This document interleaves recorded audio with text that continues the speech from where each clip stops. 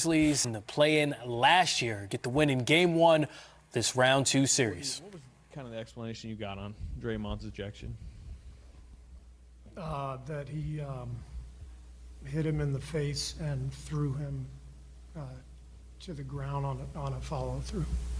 Were you pretty stunned that it was a 2 instead of a 1, flagrant-wise? Yeah, I was surprised. So I was surprised.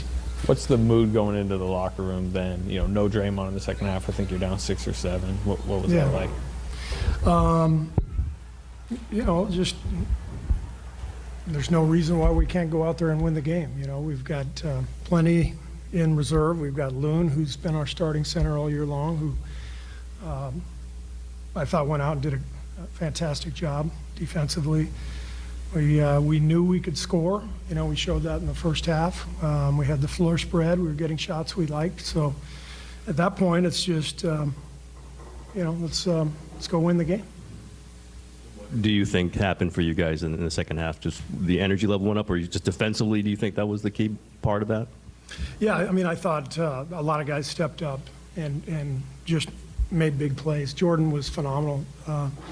And it means so much to us to have a second playmaker on the floor next to Steph or in place of Steph when he goes to the bench. And you know, both Steph and Jordan were fantastic, and I thought Gary gave us great minutes. Our defense was solid, and we out-rebounded them, which is the first time we've done that this year. The possession game was pretty even. You know, they got a few extra possessions, but in the regular season, they hammered us in the possession game. And so that's going to be a key for us going forward in this series. Steve, what did the moment mean to Clay to get the stop, especially after missing the 2 free throws and, you know, his first time back in playoff basketball after 2.5 years?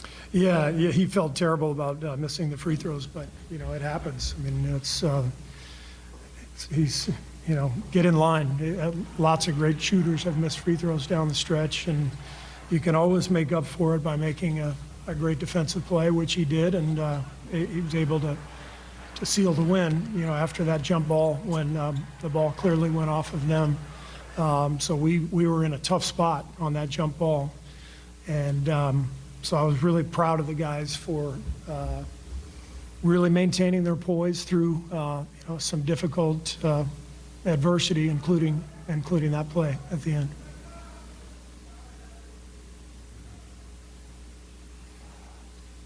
Seemed like Jordan and Steph, right from the start of the second half, had a, I don't know, determination, focus, kind of raised their game, I guess. How much did you see that right from the start of the second half, and Jordan's particularly bouncing back from 2 kind of subpar games? Yeah, but that's, you know, tonight was the rule rather than the exception. You know, the Jordan we've seen now the last few months, this is what he looks like. You know, he's not always going to make 5 threes and get 31 points, you know, almost get a triple-double, but he's a playmaker. He's a shot creator, and he's been fantastic for us all season, so this didn't surprise me at all. Clearly the move to, clearly the move to have Poole come off the bench to put Gary Payton in the starting lineup didn't affect Poole, but what was that conversation like when you did tell him that was what? Really easy one. I didn't say it, but Steph Curry came off the bench for 4 games. I forget how many in the Denver series. So if Steph Curry can come off the bench, anybody can come off the bench. Did you think your guys played angry, and did you want them to play angry after Draymond got ejected? I think I don't know that we were angry. I just thought we were determined. You know, we knew that was a tough break that didn't go our way, and we were all kind of shocked by the decision. But we were confident and determined, and the guys stayed with it. And I thought the way we started the third quarter was really important. I think we went on a run, maybe 13-4, 13-6 right away to get the lead. And I thought that was a really key point in the game to, you know, kind of establish that we weren't going anywhere. This is only the third time that you haven't opened, haven't had home court advantage under your tenure. What was the environment like, and did it take a time to adjust to that, do you think, for those guys? Oh, it's so fun. I mean, we're just so thrilled to be back in the playoffs, back in the hunt, back in the mix. Feeling the energy and the nerves and the juice and the noise from the crowd on the road. This is what it's all about. So the last 3 years have been really boring. So it's great to be back in the mix, and it means there's a lot of work and a lot of preparation and a lot of stress when you lose and excitement when you win. But this is what we do this for. So I think our guys are just excited for the opportunity. It was not boring. It was not boring. No, definitely not. Obviously, change your starting lineup in part because of Morant, and Gary was on him, Wiggins was on him, and then one of the biggest possessions, Steph ends up on him on that switch, and then blocks it, steals it, whatever, knocked it loose. Can you sort of describe that play and how significant that was and what it says about sort of Steph on defense? Yeah, Steph has been underrated defensively for a long time, but I think this was his best defensive season of his career. We definitely saw that all year long. His ability to stay in front, to get his hand on a loose ball or a shot or a long rebound. I thought that was just a brilliant defensive play by Steph when Ja was really gone. He caught fire in that fourth quarter, made a lot of plays. So great play by Steph. Following up on defense, we talked about just the mindset after Draymond was ejected, but what X's and O's need to change after you lose Draymond for half of a game and really turn it around with your defense? Nothing. Yeah, we stayed with the same game plan as we had in the first half. It just meant that Loon took Draymond's spot, and this is why Loon is so valuable to us.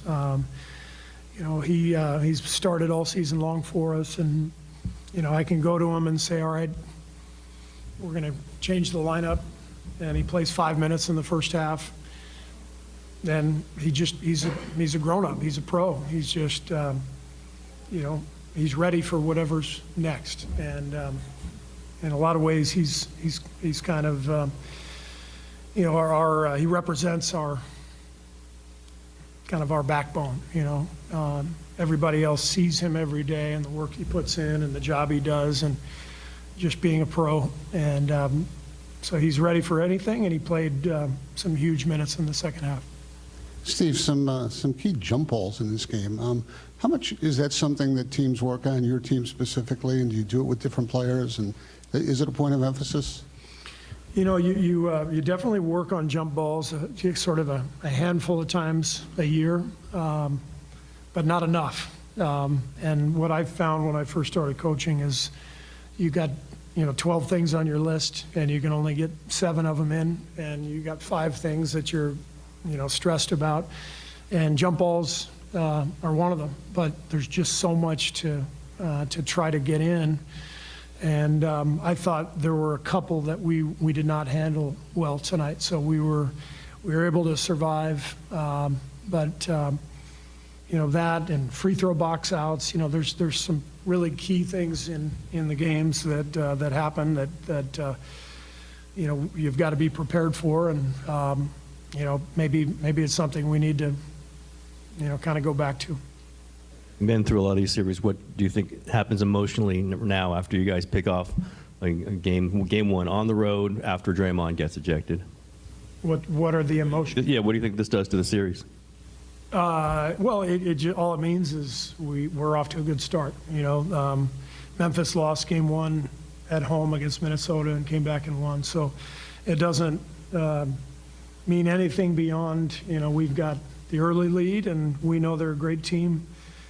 We know they were coming off an emotional series and just played, 40 hours ago in a game 6 in Minnesota. So we probably had the edge tonight or today in terms of rest and preparation. So we've got to be ready for what they're bringing on Tuesday night.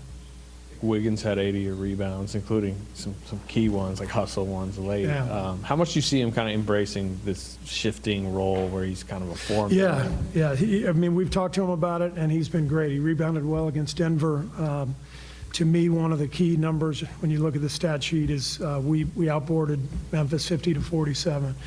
As I mentioned earlier, they've hammered us on the boards this year, so it's a key focus for us. We're obviously starting with a faster lineup starting Gary rather than Loon, so it requires all of our guards to lock in and make sure they're boxing out and chasing after the rebound. Were you happy with the minutes you got of Damian and Jonathan when guys got into a little bit of foul trouble in the first half? I did a great job. Dame came in and immediately had a great drive and kick that led to a three from Jordan that helped unlock Jordan's night. And with all the foul trouble, I thought JK came in and did a fantastic job holding down the fort, using his athleticism. He had 6 rebounds. He made some really big plays for us. So our bench came through tonight. Thanks. Ja Morant.